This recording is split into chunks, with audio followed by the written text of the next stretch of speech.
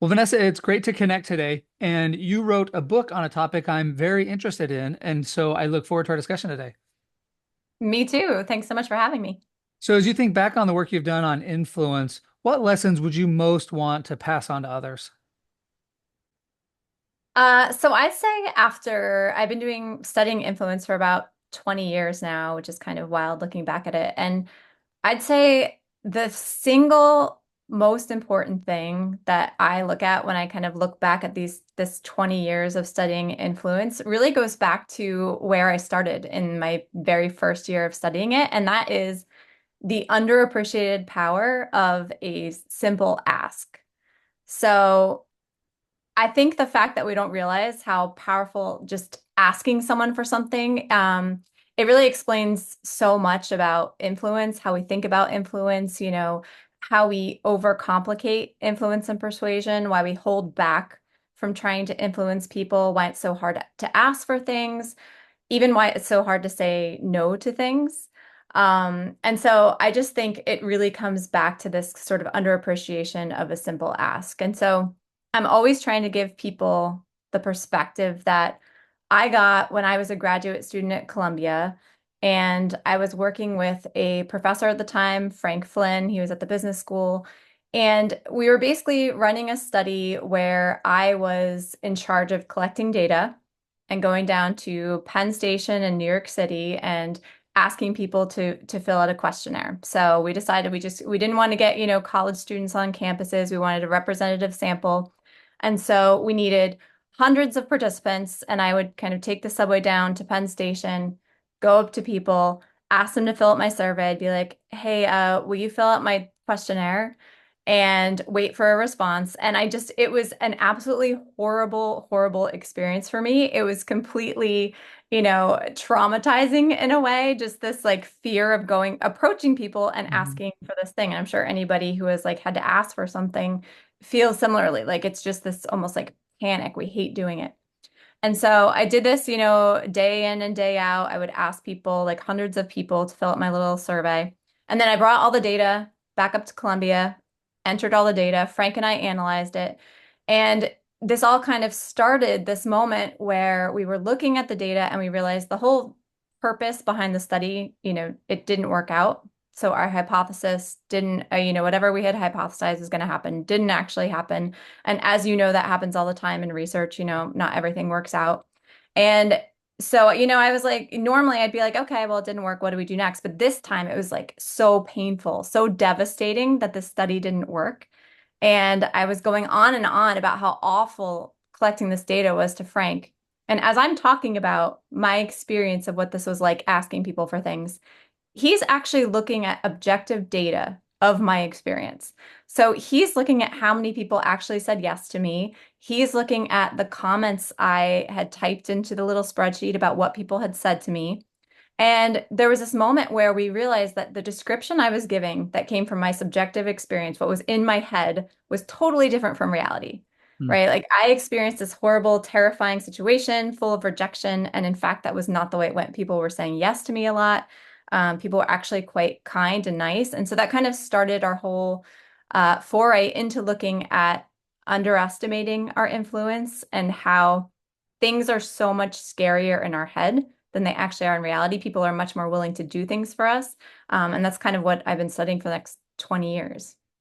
So, one of the themes for this podcast is underappreciated. And this topic is just perfect for the podcast because there is this mismatch between what we think and reality. I did an interview about a year ago with Maggie Neal. She was a negotiation professor at Stanford, had a long career there. And one of the things that she suggested was, as a negotiation expert, for all those years, she said, ask for the thing you want.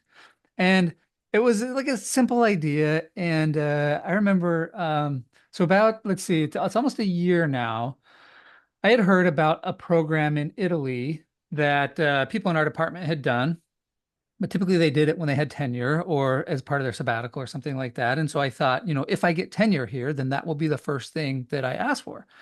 And then I thought, well, I don't like my kids are at a good age right now. Now could be a good time. I'm just going to ask to see what they say. And I was so surprised. Everybody just said yes. And there were reasons why they said yes. And I'm on track for tenure. And it turned out that there were some things that by me going, I could help the school do some things that I had no idea about. But it was only because I asked that I even found that out in the first place. And so I can just relate to this idea of it can be difficult to ask. We feel like uh, there are these barriers to us asking. We're afraid, or we don't want to get the answer that we're afraid we're going to get, or whatever. But oftentimes we ask and we get what we want.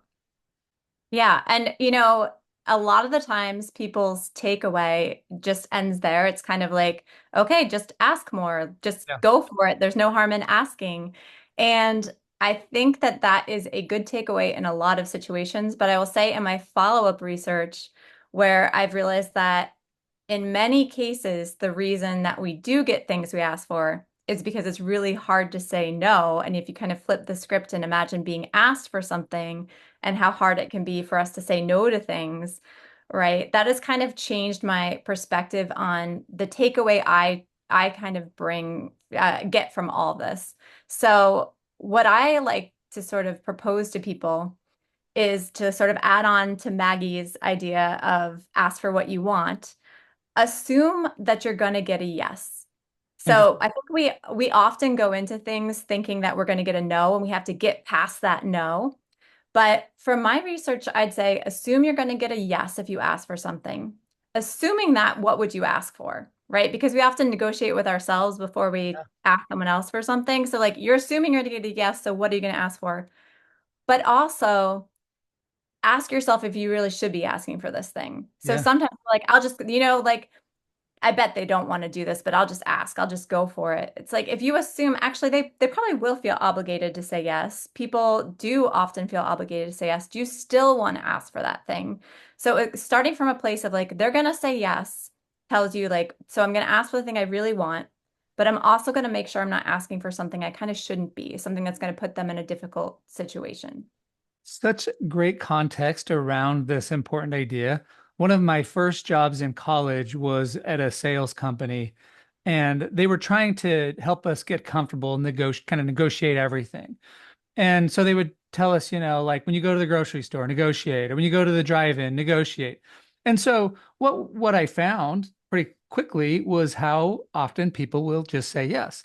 But then you get to the point where you're like, wait, I'm asking this minimum wage worker at McDonald's to do something that they shouldn't do and they don't have the authority to do, but because they don't want to say no, they're going to say yes. And now because I'm just trying to improve my negotiation or sales skills, I've put them in a tough position. So I love that framework of assume they're going to say yes and then ask yourself, is this something that I should still be asking for?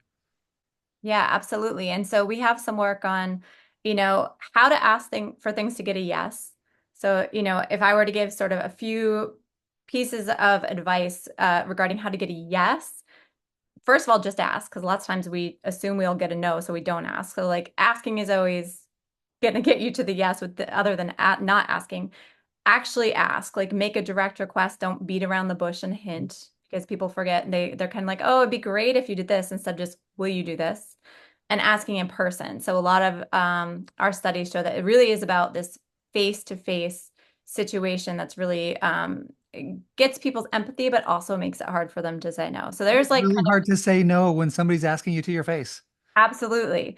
But then on the flip side, we also have advice for asking so that you don't put people in awkward positions. So like we don't, many times you want to ask, but you don't want to pressure someone. So you could still go ahead and ask, but you can ask either over email. So it's the opposite advice, right? You're not putting someone in that awkward position by asking them face to face. You could tell them to get back to you later. So I want to put this out there. I want to ask you, but don't answer me right now. Answer tomorrow. And that gives people time to think. Or we also have some research showing you can give people basically a safe word to say no to you. So, if you don't want to do this, say this. And that gives people the words to say no in the moment. So I think thinking about both those things, I want to ask for the things that I feel like I deserve, and I want to ask for what I think I deserve. And at the same time, I don't want to put people in uncomfortable situations and knowing when to do one versus the other is kind of, I think, the skill. Yeah, I love this thoughtful approach to it because Maggie's advice is great. And there are a lot of things to think about just past that. Like Maggie's advice is just the beginning. Your advice to ask for what you want is just the beginning. And being, I was going to say a little more thoughtful, but a lot more thoughtful. And maybe it doesn't take too much work. And you provide some great guidance for that. One of the lessons that I learned, oh, it's been 10 or so years ago. Somebody taught me to, when you're asking somebody for a favor, to enable the no. So give them an easy way out. And at the time, that seemed a little counterintuitive, especially in light of kind of past sales training that I had received, where it was kind of like the high pressure sales techniques, and so it's like you would never enable the no because you want them to say yes, and so you're going to pressure them or do whatever you need to do to get them to say yes. And I really like that idea. So, for example, anytime I ask anybody onto the podcast, I acknowledge, look, I know you're busy. I know you have lots of other things to do. And so if this won't work for you, no worries at all. Totally understand. And I feel like it's the respectful thing to do. And then if people do say yes, they're probably more excited or at least more invested than if they had felt pressure to do it in the first place. I think that's exactly right because you don't want a yes at sort of any cost. Correct. You want an enthusiastic yes. And so making people feel like they're truly enthusiastically agreeing. We talk about like consenting as opposed to complying, that gets someone there who's excited to be there, who is less likely to regret it, who is less likely to drop out later. And that's the kind of yes that, we all want. Yeah, that reminds me of a Chris Voss, negotiation expert. He talks about how something like two-thirds of negotiated agreements never get implemented. And whatever the actual percentage is, the point being is if you win too much in a negotiation, that's fine. What we really want is the action that is supposed to come after the negotiation. And so if we win in the moment, but we can't actually get what we want, or if what we're asking for in the first place isn't something we should be having, then what's the point? Yeah, absolutely. So it's long-term thinking, really. So, as we wrap up here, any final word, any final piece of advice you have as it relates to influencing others and people underestimating the influence they have or context around these asks? I think, as I said in the beginning, I think the fact that we underestimate the power of an ask is really representative of all sorts of other situations where we underestimate our influence. So there's research on how we underestimate how much people pay attention to us, how much they remember the things we said, how much they think about the things we said after the fact. And so in many ways, just ordinary sort of interactions have great impact. And we don't think of them as influence, but they really are. So we're kind of impacting and influencing people all the time. Well, Vanessa, this has been so great, such simple, practical, underappreciated insight is the tagline for this podcast, but also profound. And just really appreciate you sharing these lessons. You've given us a lot to think about. I love this add-on to, don't just ask, assume you're going to get what you ask for, and then ask yourself if this is worth asking for. So just want to thank you so much and look forward to sharing this with others and applying these lessons today. Thank you so much for having me. It's been great.